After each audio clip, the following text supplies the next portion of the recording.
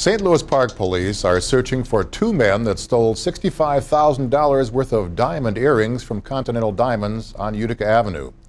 The men entered the jewelry store about 4 p.m. on Friday, August 7th and asked to see two trays with 10 pairs of earrings. The two suspects then grabbed the trays and fled. The suspects had no visible weapons and no other individuals were harmed during the robbery. Welcome to Park Update, the weekly show that gives you the latest news about what's happening throughout St. Louis Park. I'm Scott Smith. This is the news for the third week of August. St. Louis Park Police need your help in finding the two robbery suspects. Both men are described as in their early 20s, from 5 feet 10 to 6 feet tall. They left in a tan or gold 2000 to 2005 Chevrolet Suburban with a red or maroon center stripe. Police are also looking for 3 additional persons of interest who tried to sell diamond earrings last week at a pawn shop in Uptown.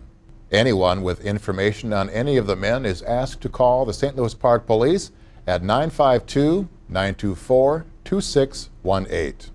St. Louis Park resident Richard Goodkind is the 2010 Minnesota Trout and Salmon Design Contest winner for the Minnesota Department of Natural Resources Stamp Design Contest. This is the first time Goodkind has won this event. The DNR says his winning entry features an autumn scene showing a brook trout feeding on mayflies in northeastern Minnesota. While Goodkind will receive no prize for winning, he will retain reprint rights for his work. The department sells about 95,000 of the $10 stamps each year. 2 St. Louis Park dispatchers have been honored for their diligent work during the Park Glen apartment fire this past summer. Dispatchers Nicole Howe and Cindy Peterson were honored for their work last week by Police Chief John Luce and Fire Chief Luke Stemmer with certificates of recognition. Both chiefs said that without their organization and knowledge, they would not have been able to execute and manage the scene the way they did. The Park Glen apartment fire occurred on June 13th. More than 80 units were lost in one of the biggest fires in recent St. Louis Park history. Construction crews have been working on restoring the building, and plenty of progress has been made on the structure. It is the hope of the apartment officials to have all displaced residents back in their apartments by this winter. It was all smiles and celebration at the West End ribbon-cutting ceremony for Rainbow Foods. The popular grocery store celebrated their grand opening this past Monday. The store is now officially open for business and is the first business to open at the West End development.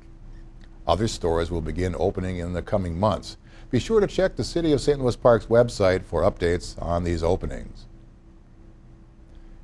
Several art projects are also nearly completed at the West End development. Back in April, Forecast Public Art organized an invitational competition for 2 public art projects that would be incorporated into the new development. Artist Camille Utterback won one of those commissions and designed a project for the new state-of-the-art movie theater to open later this year. Utterback recently completed a major portion of her design that includes a hanging, interactive, full-spectrum color light column that can be activated by people touching a balcony handrail. And that is a look at your St. Louis Park news for the third week in August. Still ahead, news in the neighborhood with Les Farrell. Up next, this week's City Council update with Jamie Zwilling.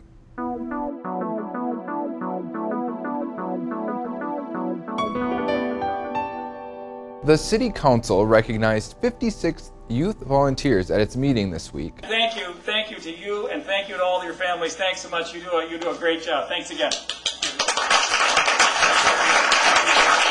The volunteers are part of the Junior Naturalist program at Westwood Hills Nature Center, which is now in its 19th year.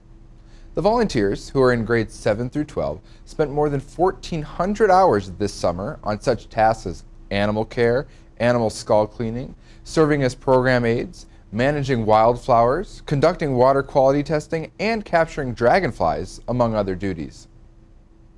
The League of Women Voters of St. Louis Park will be holding a public forum for the Ward 4 St. Louis Park City Council primary candidates.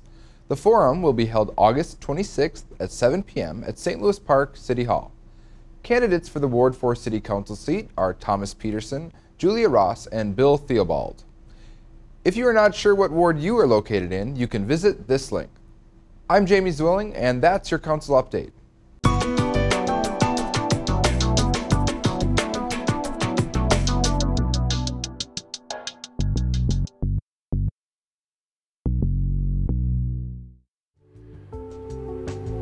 Did you know, before St. Louis Park had Parktacular, we used to have a celebration called Robin Hood Days. The week-long celebration began in 1967 and was named for the Robin Hood Flour Grain Elevator, which was then located on Highway 7. The community-wide celebration featured an archery and fencing tournament, crowning of Maid Marian, or as we now know it, Miss St. Louis Park, and finished up with a parade and fireworks. Robin Hood Days would be celebrated in the park until 1971. The following year, the Chamber of Commerce voted not to continue sponsorship of this unique celebration. Without adequate funding, the event was unfortunately permanently canceled. I knew that.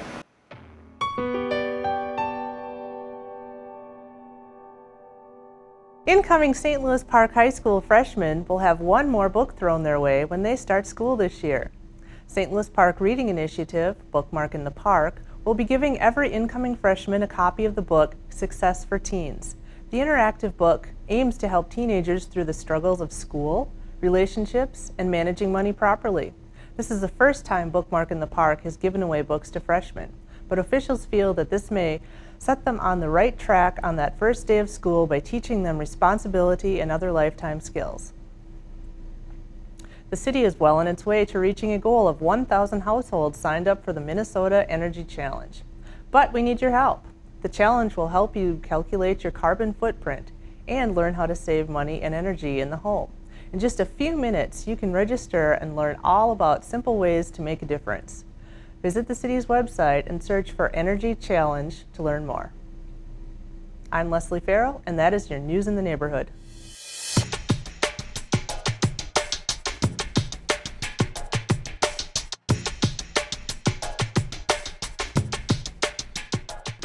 Thank you for watching Park Update this week. Be sure to watch Inside the Park on Park TV 17 or video on demand on the city website. For Les Farrell and Jamie Zwilling, I'm Scott Smith. We'll see you again next week.